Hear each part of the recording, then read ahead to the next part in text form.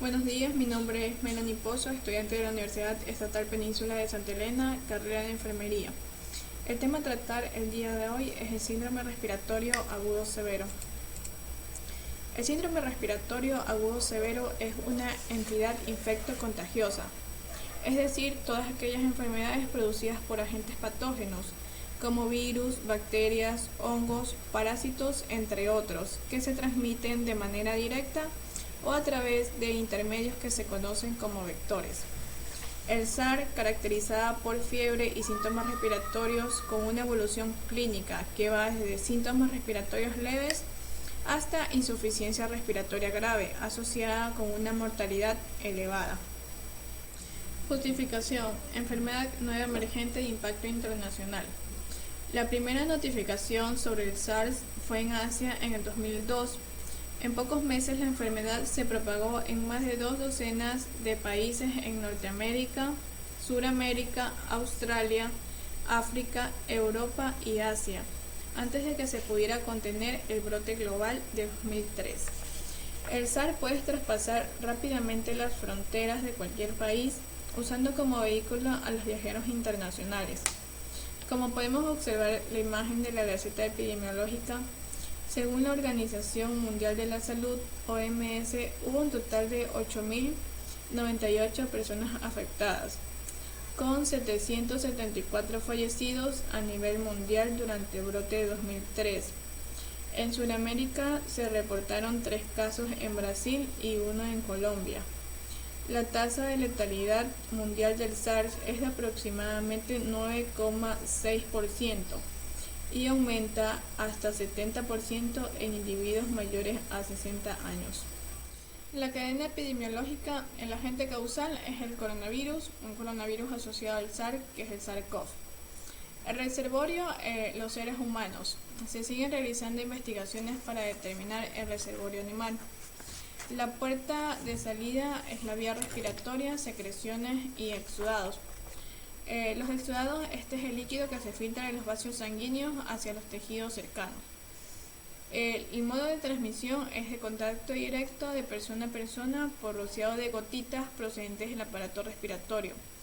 Por exposición directa a tejidos susceptibles, el agente puede vivir en las manos, tejidos y otras superficies hasta 6 horas en dichas gotitas y hasta 3 horas después de que las gotitas se han secado.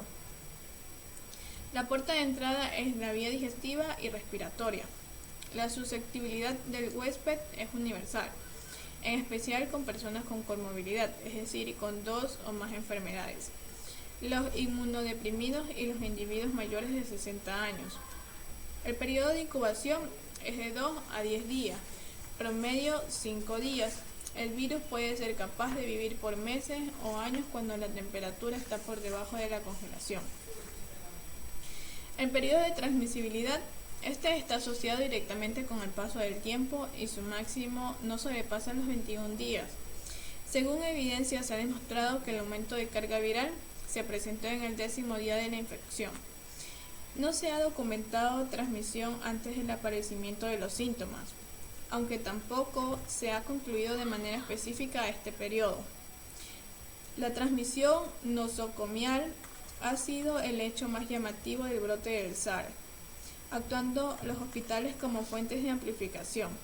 Los trabajadores de instituciones sanitarias son el grupo de riesgo identificado más importante, entre los cuales se ha acumulado el 20% de los casos notificados. Definición del caso. Caso probable. 3 combinaciones de criterios clínicos, epidemiológicos y laboratorios pueden definir un caso probable. Primero, una persona con una enfermedad respiratoria aguda febril con manifestaciones clínicas, radiológicas o evidencias patológicas de la enfermedad del parenquima pulmonar. Por ejemplo, la neumonía o síndrome de distrés respiratorio agudo. Pruebas de MERS-CoV no está disponible o es negativa en un solo espécimen inadecuado. Segundo, una persona con una enfermedad respiratoria aguda febril con manifestaciones clínicas, radiológicas o evidencias patológicas de la enfermedad del parenquima pulmonar. Por ejemplo, la neumonía o síndrome de distrés respiratorio agudo. Una prueba de laboratorio MERS-CoV no concluyente. Un residente de o que viaja a los países de Oriente Medio donde se cree que el virus MERS-CoV que circulan en los 14 días antes del inicio de la enfermedad. Y por último, una persona con una enfermedad respiratoria febril de cualquier gravedad. Una prueba de laboratorio MERS-CoV no concluyente. El paciente tiene un vínculo epidemiológico directo con un caso confirmado de MERS-CoV. Un caso confirmado es una persona con confirmación del laboratorio de la infección del MERS-CoV. Actualmente requiere diagnóstico molecular incluyendo bien una PCR positiva.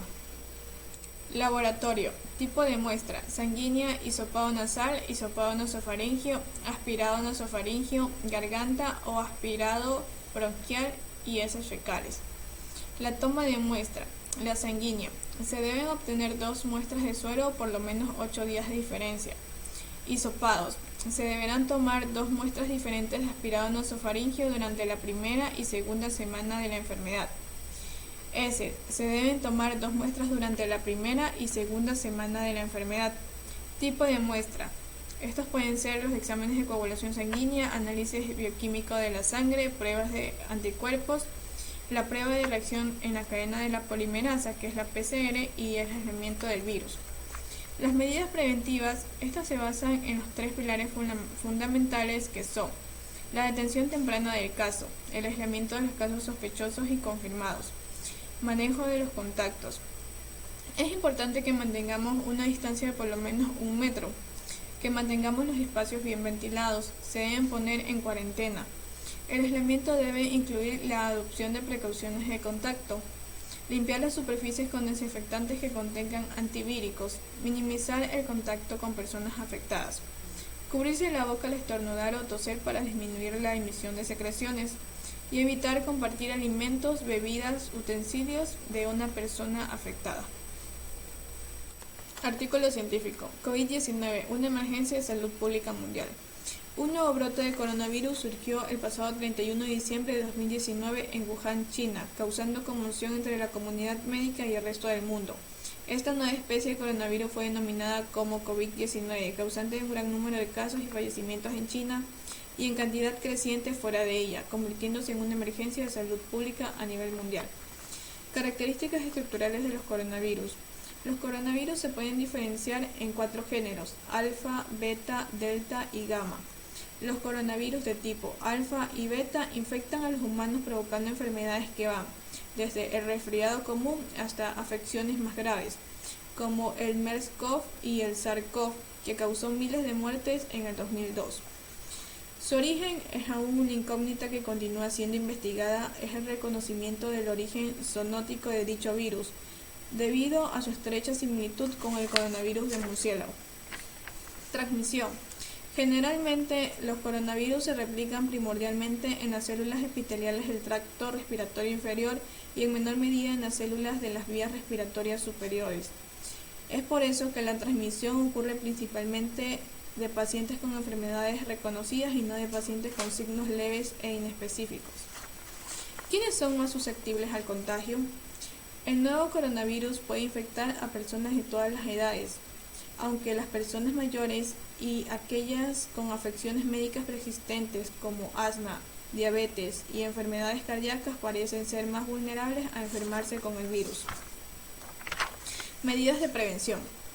Las recomendaciones estándares dictadas por la OMS para prevenir la propagación de la infección incluyen lavarse las manos regularmente, especialmente después del contacto con personas enfermas o su entorno, cubrir la boca y nariz al toser y estornudar, cocinar bien las carnes y los huevos, evitar el contacto cercano con cualquier persona que presente síntomas de enfermedades respiratorias, tos y estornudos, y evitar viajar a las ciudades y áreas afectadas.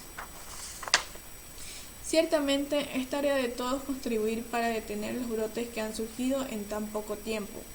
Por ello, se aconseja a la población en general que siga todas las recomendaciones para evitar el contagio.